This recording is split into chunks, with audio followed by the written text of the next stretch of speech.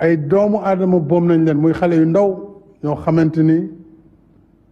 seen njaboot soxla nañ leen lu ko andi politique ak jàpp ne boo mënee andi ay xale teg leen ci mbedd ñu lim ay dee yu bari dana tax nguur gi fi nekk nemmerlu wala ñu yàq ko su ko defee yéene yi nga xam ne ñi fi nekk di ko doxal ak ñañu bokkal bitim réew te mu leer nañ na tey jii dafa am connexion bitim réew ak ñi ci biir réew mi ngir yàq Sénégal loolu laa ne bëgg naa waa réew mi ubbi bu baax seen bët bàyyi ci xel loolu nag dama ci woo képp kuy responsable politique ak boor boo mënti féete képp kuy kilifa ci réew mi kilifa diine kilifa aada képp kuy société civile képp kuy citoyen war nañu bàyyi xel ci suñu réew ndax dafa am lu ñu xamee Sénégal mooy réew moo xam ne waasoo amu fi bokk ndey bokk baay donte nit ñi mën nañ bañ a bokk jëmuwaay walla xalaat loolu moo waral may wane tiis bu tar ci xale yi fi faatu diggante 2021 ak 2023 bi nii loolu nag maa ngi koy jaalewaat seeni mbokk di ko jaalewaat réew mi yëpp di wax ne lépp lu ci war état bi def na ko ci wàllu ay l'enquête ngir justice muy tribunal saytu li nga xam ne moo waral musiba yooyu ak ña nga xam ne ñoo ko yëkkati ak ñañu ci àndal ak ña ko doxal seen bopp ñoom ñëpp danañu wuyu ci yoon ngir ñu mën a fànq lu mel noonu ndax lu yàq réew li ci des itam wane naa ne réew mi dañ ko war a waxtaanee dañu war a di diisoo ci lépp loo xam ne dañu ko bokk looloo waraloon diisoo bi ma yëkkati fan yi ñu génn ñu tuddee ko dialogue national yàlla def ñëpp ñi ci bëggoon dugg te ñu ëpp solo ci réew mi yàlla def na waxtaan nañu ba juboo am ay conclusion maanaam yu am solo ci wàllu koom ci wàllu social ci wàllu culture ci wàllu politique ba nga xamante ni loolu dana gën a dëgëral suñu démocratie ponk yooyu nag ñu tënk dinaa ko doxal à partir de semaine bi ndax dinañ yóbbu assemblée nationale loi yi ñu war a soppi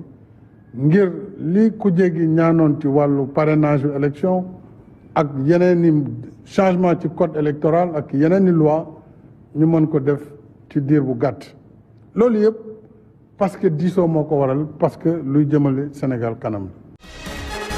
ginnaaw bi nga xamante nag njiitu réew mi Macky Sall daal dina yëkkati yooyu léegi kàddu xam ne fas yéene wut samp ndëndëm ngir yootu ñetteelu mandat ci élection njiitu réew yi ñuy amal ñaar ci fan ak juróom ci weerum février atum 2024 ay naataangoom yu bëri nag nekk ci diwaan bu Afrique daal dinañu rafetlu boobule dogal jaarale ko rek ci ay tweet ku ci mel ni ka fa nekkoon njiitu réew bu Niger Mohamed Issoufou ak ki nga xamante nag moo nekk njiitu réew bu Niger jamono ji di Mohamed Bazoum ñoom nag daal dinañu rafetlu bu baax a baax ndogal bi nga xamante ne njiitu réew Macky Sall daal dina koy jël ñoom nag di xam ne boobu leen ndogal day rek gën a sukkali wàllum démocratie ci réew bu Sénégal ak rek ñu jële ci exemple ci dendu Afrique bi yëpp keneen ka nga xamante nag daal dina rafetlu boobu leen ndogal di Umaro Sissoco Embalo di njiitu réew bu Gambie moom nag mu ngi xam ne ci ab tweet rek mën nañu wutu njiitu réew bi Macky Sall waaye kenn mënu ko remplacer ci li nga xamante nag moo di fauteuil yu président bi nga xamante daal dina ko motee sëkk. bu weesoo yenn ci ay njiitu réew yu Afrique ñeneen ñu rafetlu boobule décision bu njiitu réew mi Macky Sall daal dina jël rek nekk secrétaire général bu Nations Unies Antonio Guterres moom nag daal dina rafetlu bu baax a baax ndogal bi nga xamante ne njiitu réew bi Macky Sall daal dina ko jël ngir bañ a samp ndëndëm ca jongante njiitu réew yi ñuy war a amal fii ci réew bu Sénégal ñaar fukk ak juróom ci weerum février atum 2024 moom nag mu ngi xam ne mu ngi rafetlu bu baax a baax li nga xamante nag moo di dogal bu njiitu réew mi Macky Sall daal di jël rek day wane ne daa am qualité chef d'état bi nga xamante nag daal dina koy wane nit ki démb moom mi la di xamle ba léegi ne bile décision daal dina nekk lu mën a jàngate ci diwaan bu Afrique ak fi nga xamante nag moo di àdduna wërngal képp. démb nag déglu nañu le président de la République Macky Sall mu wax ni du def 3e mandat mu indi émotion bu bare ci biir Sénégal mais loolu ñuy wax rek au niveau de Yewwi Askan Wi que mënul renoncer li nga xam ni amoo ci droit ñun li ñu yàgg wax mooy amul droit ci troisième mandat donc jóg ni damay respecter li constitution bi wax respecter li nga xam ni yaa ko bind ni lii maa ko dugal pour constitution bi mën a appliquer wu ci man donc loolu boo ko defee acte bu ñuy constater la ensuite di xaar yeneen acte yi nga xam ni yu am solo la pour sénégalais yi am solo ci jàmmu réew mi nga xam ni ñoo ko bokk yeneen acte yooyu mooy une participation inclusive de tous les leaders qui le souhaitent ci élection présidentielle yi nga xam ni moom la ñu jëm beneen acte bi mooy la libération de tous les détenus politiques parce qu'il ne faudrait pas que acte boobu mu def doon une ruse pour gën a mën attaquer yenn leader opposition yi gën a mën attaquer le président Ousmane Sonko donc di wax ni renoncer wul à un troisième mandat dafa def lu dul respecter li nga xam ni moom la constitution bi wax et que jël nañ ci acte di xaar yeneen pas yu important yu mu war a tey jii nii def muy jëm ci képp ku bëgg bokk képp ki nga xam ni mi ngi ci prison yi ñu mën la libérer parce que amul droit wu teg foofu kenn di wax nag ni Yewwi Askan Wi jàmm la bëgg ci jàmm la mos a dox mais jàmm ñaar ñoo koy séq muy pouvoir ak opposition et que à chaque fois c'est le président Macky Sall qui accule l'opposition.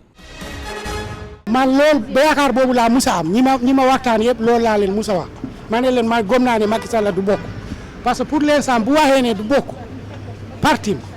ak nit ñi dañuy xiiroo di ŋaayoo. jàmm bëgg na ko nag si li ma gisagul xaw ma nag fan la ñuy mujjee mais lii moom kenn amatul looy wax moom wax dëgg yàlla lii lañ naan yeewi na Sénégal. am na fu nga ñi doon séntu maanaam si wàllum dëkk bi day tàkk du tàkk mu ñëw doxee esprit de grandeur ñëw wàccee boppam suufal boppam. présenté woon non seulement Dakar Sénégal dina bari coow dinañ taal Sénégal ñu yàq lu ne loolu arrangé wul Sénégal arrangé wul ku ne sénégalais bu ne. certains de ses partisans nag ñoo ko doon poussé au vu au su de tout le monde naan dana ko am ak du ko am c'est pas normal. parti ñu fi nekkoon troisième mandat amu si droit da leen dàq ñu ne am na droit dooñu tànk nag nangam mu yokk seen privilège pexe yi mu doon def lan la ko doon doyee da doon essayé mais daa essayé ba xam ne cool na. ay coowax yi moom mënul yor nguur moom booy nguur da ngay yaru xam nga wax ak peuple bi normal di wax ak askan wi normal même boo gañee sax da nga war a xam ne askan wi ñoo la fi fal ñoo la fi teg da nga war a wax ak ñoom normal. lenn kese moo doy moo nañu jël suñu carte d'identité loo xam ne jour si ñu dem sànni ku ñu neex muy Sonko muy Macky Sall muy Karim Wade muy Khalifa Sall muy Barthélémy Dias. parce que foofu tamit dañu am problème ku ne dëgg bëgg a positionné wu mais yàlla miy fal daal yàlla ñu tànnal ki gën si ñun rek waaw yàlla miy fal miy tànn yàlla ñu tànnal ki gën si ñun te mu jik ñu. bon mën nañu wax ne que bu président waxoon oui moom lu mu nar a tekki mooy que candidat la que dina nekk candidat jiite APR jiite coalition Benno loolu nag enjeu bu fa nekk mooy que day wut pour amaat nguur 2024 loolu mooy enjeu bi préservation du pouvoir politique loolu mooy enjeu oui bi bon loolu nag bu ko defee mu gagné mu nekk candidat mu gagné loolu day dooleel APR dina dooleel coalition bi dina mën a teyaat nguur gi au moins lu bon 5 ans moom président sortant bi bon léegi nag non bi moom lu mu nar a firnde mooy que président dina d'accord que amul droit nekk candidat que dina wone aussi que déglu na opposition bi que warul participer que déglu na partenaires yi déglu na organisation internationale yi nga xam ne ñu ngi bàyyi seen xel yépp ci Sénégal donc non bi mooy jéem a defaraat démocratie renforcer démocratie bi moom président bu nekkul candidat organiser élection présidentielle sénégalais tànn ku ku leen doy loolu démocratie bu Sénégal dina yëkkati dina am influence image Sénégal aussi dina gën a baax ci Afrique ci àdduna bi donc non bi moom dina renforcer démocratie dina renforcer état de droit dina renforcer aussi image Sénégal ci bitim réew muy Afrique muy yeneen réew yi léegi nag bon ñu ngi xaar président moo war a jël dogal bi nag dogal c'est une décision personnelle président moo nar a jël tey kàddu jël décision léegi nag décision bi moom bu dee oui dina am conséquence bu dee non aussi dina am conséquence. lim bu tolloog ju nekk juróom-ñeent fukk ci ay candidat ñoo tàmbali tey ci suba gi seen examen ci centre lycée bu Sergent Malamine Camara te mu féetewoo ca Parcelles Assainies boobule centre sax bokk na ci yi gën a mag féetewoo ci capitale bu Dakar bu ñu sukkandikoo ci ñu yor administration bi benn jafe-jafe amagul ci bañ tàmbalee ba léegi. lycée Sergent Malamine Camara. lycée Sergent Malamine Camara bi moom centre bu mag la ndaxte am na lu toll ci ñetti jury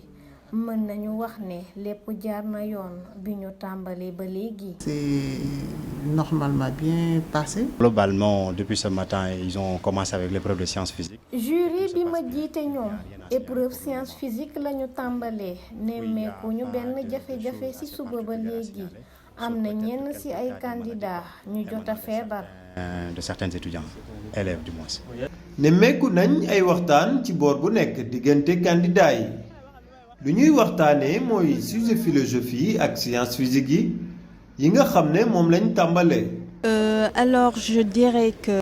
ci sama gis-gis épreuve sciences physiques yi jafewuloon a def lenn rek moom ñu jaaxaloon mooy temps bi bariwul woon te exercice yi dañoo bari ba tax kenn parewul. Exercice très long et on n'a pas fini. Aujourd'hui ce matin on a débuté. ñun philosophie lañu tàmbalee tey waaye sujet yi jafewul woon. C'était pas trop difficile comme ça. ngir amal doxalin bu jaar yoon jëm ci examen yi centre bu mag bi féetewoo ci Dakar teg na ay jumtukaay yu am solo jëm ci wàllum kaaraange. Bien sûr, vous l'avez remarqué, je crois bien. waaw kay bu ngeen seetloo ci buntu école bi policier yaa nga fa ci salle de classe bu nekk teg nañ fa ñetti surveillant lépp ngir saytu doxalinu examen yi dara xewagu fi nag. Ce qui fait que bon pour le moment on touche du bois. jëfandikoo téléphone portable nekk na luñ tere candidat yi fi léegi examen bi di jeex teg nañu ay pexe ngir saytu boobu leen dogal. Téléphone portable est formellement interdit. téléphone portable yi moom dañ koy aaye ci centre examen yi bi ma xëyee lool laa njëkk a joxe comme ndigal ba ñenn ñu yore woon seen téléphone yi dañ ko déposer ci bureau surveillant yi dañuy leen koy wax saa su ne waaye terewul dina am ñu ko indi. Et on voit toujours que les élèves, les candidats se déplacent avec le téléphone. bu ñu sukkandikoo ci office du bac candidat yi bindu ren ci bac bi yegg na ci lim bu tolloog téeméeri junneeg juróom fukk ak juróom yu teg téeméer ak juróom-ñeent mu nekk lim bu wees li amoon daaw ci atum 2022 ci ñeenti junneeg téeméer ak juróom-ñetti fukk ak ñeent fileeg examen yi di jeex sàkku nañ ci candidat yi ñu dëppoo ak ndigal yi office du bac tëral balaa leneen di leen ci fekk.